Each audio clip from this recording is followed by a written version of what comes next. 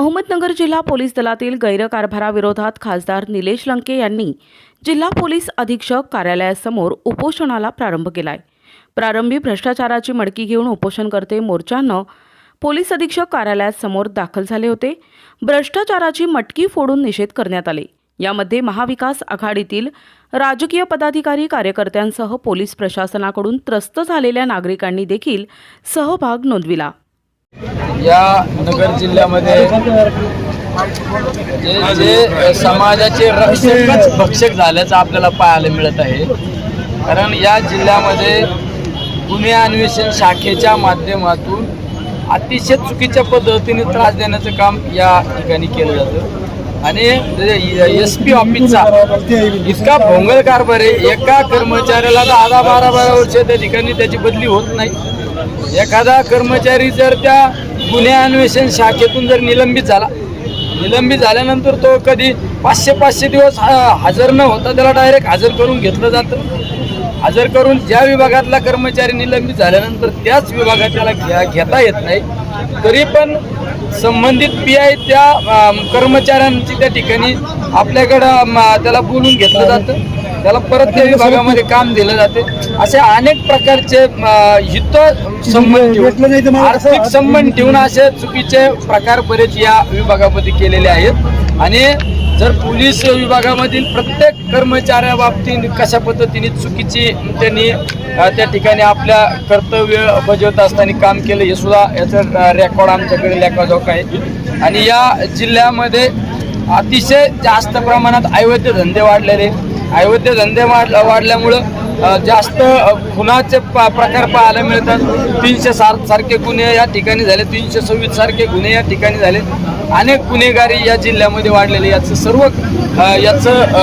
सर्वचे सर्व पोलीस प्रशासन जबाबदार आहे या गोष्टीला। म्हणजे माझ्याकडे तर कुठल्या विभागामध्ये किती हप्ता घेतला जातो हे सुद्धा माझ्याकडे ऑन रेकॉर्ड आहे। कुठल्या चंदन तस्करीमध्ये काय केलं जातं, रिस्टिंगमध्ये काय केलं जातं, लोखंड स्टीलमध्ये काय केलं जातं, गुटख्यामध्ये काय केलं जातं, कॅफेमध्ये काय केलं जातं, वाळू कशा पद्धतीने चालती, IPLचं रॅकेट कसं त्या ठिकाणी चालतं, तुमचा वेश्या व्यवसाय कसा चालतो, तुमचे नगरमधल्या इतर अवैध धंदे असू, मटका कसा चालतो। बिंगोमुळे तर आमच्या अनेक तरुणांना आत्महत्या करावं लागते।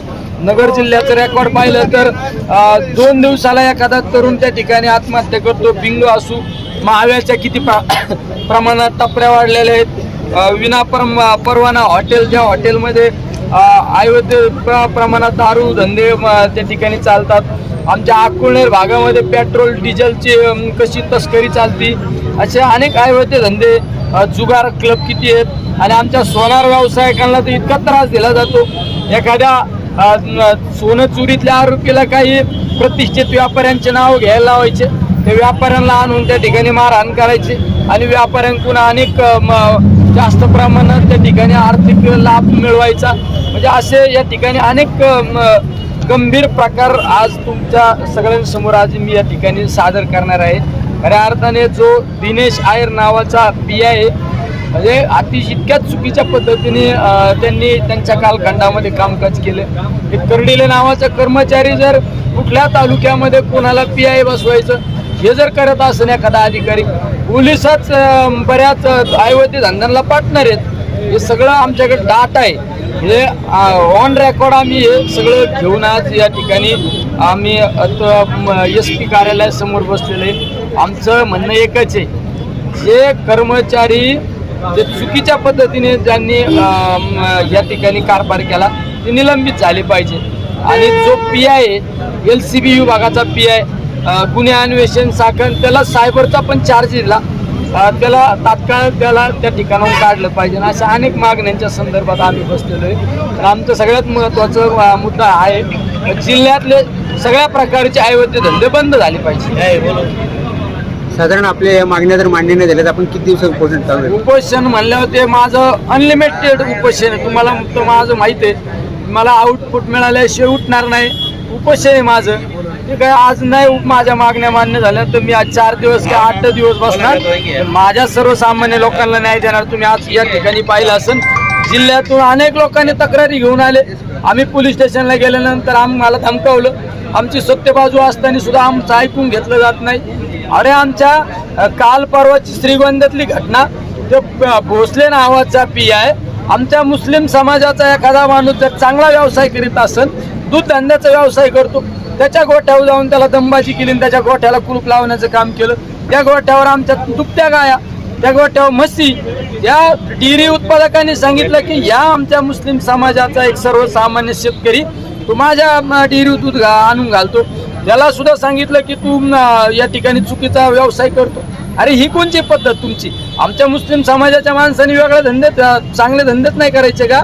आमच्या मुस्लिम समाजाचे किंवा इतर व्यापारी जर गाया घेऊन जात असेल, बैल घेऊन जात असेल, तर त्यांना सुद्धा अडवलं जातं आणि त्यांच्याकडून चुकीच्या पद्धतीची मागणी केली जाते. ही पद्धत कोणची? हे कोणाच्या म्हणण्यावर पोलीस स्टेशन चालतं? हे सगळं भ्रष्ट पोलीस स्टेशन आहे. या राज्यामध्ये सगळ्यात महाभयंकर प्रकार तुम्हाला या ठिकाणी पाहायला मिळतील आजकाल. माझ्यासारख्या एका लोकप्रतिनिधीचं निवडणुकीच्या कालखंडामध्ये CDR काढलं, माझे मोबाईल ट्रेसिंग केले. अहो यापेक्षा भयानक तुम्हाला सांगतो, ज्या विभागाच्या अंतर्गत आपण काही एखाद्या माणसाने चुकीच्या पद्धतीने आर्थिक व्यवहार करीत असताना आपण एंटी करप्शन डिपार्टमेंटकडे तक्रार करतो, त्या विभागातील अधिकाऱ्यांचे सुद्धा नंबर याने ट्रॅप केलेले आहेत.